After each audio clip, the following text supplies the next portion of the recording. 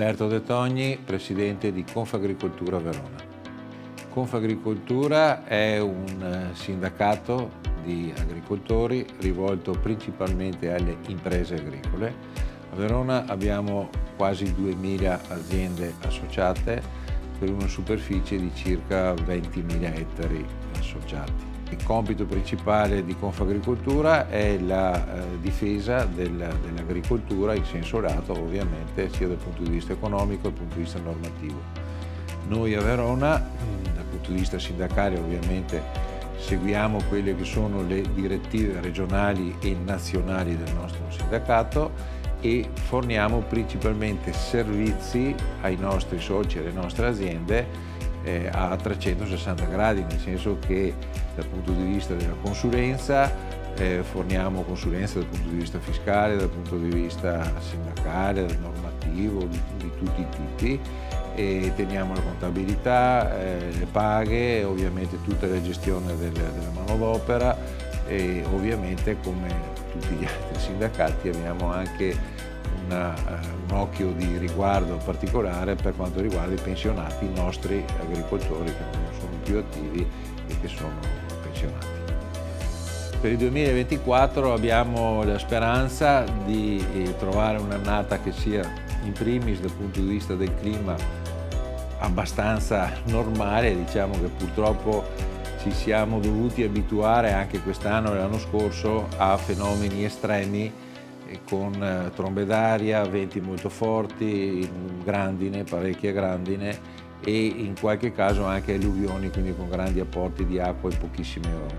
Speriamo che il 2024 abbia un decorso climatico un po' più regolare che ci permetta appunto di gestire le colture in maniera un po' più tranquilla.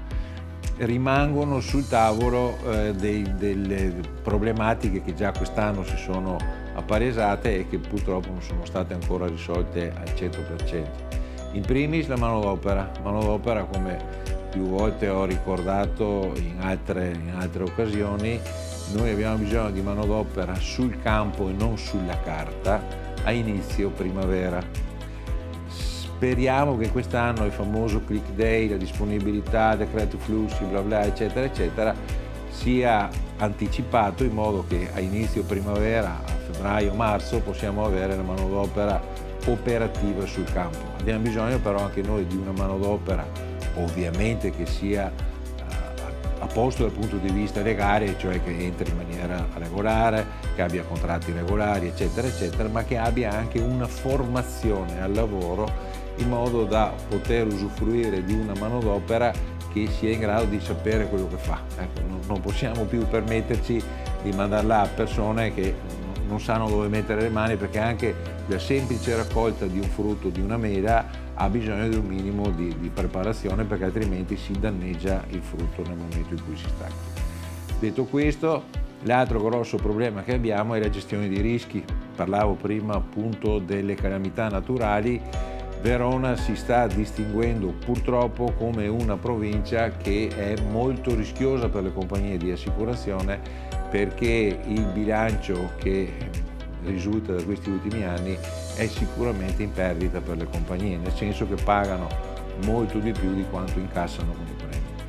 E il rischio è che questa escalation di rischiosità porti a un livello di premi molto più alto e quindi mettere in difficoltà anche le aziende agricole. Speriamo che lo Stato possa intervenire in maniera un po' più consistente per darci la possibilità di mettere al sicuro i nostri prodotti. Ultimissima cosa, poi chiudo, problema che è trasversale a tutta l'economia italiana e non solo, il problema è il costo del denaro. Il denaro è aumentato molto nel suo costo, nei tassi di interessi, e quindi siamo un po' in difficoltà per quanto riguarda la liquidità delle aziende, ma soprattutto per quanto riguarda gli investimenti di ammodernamento che dovremo fare, che ci costeranno sempre di più e che quindi oggi sono messi un po' in discussione.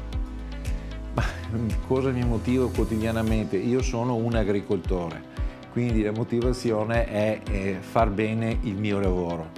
In questo periodo sto rappresentando come presidente un sacco di miei colleghi come appunto dal punto di vista sindacale, quindi la motivazione che ho nel fare presidente di Confagricoltura è una motivazione che parte dal mio lavoro quotidiano e che quindi viene esteso in senso molto lato per la difesa degli interessi della mia categoria e dei miei colleghi.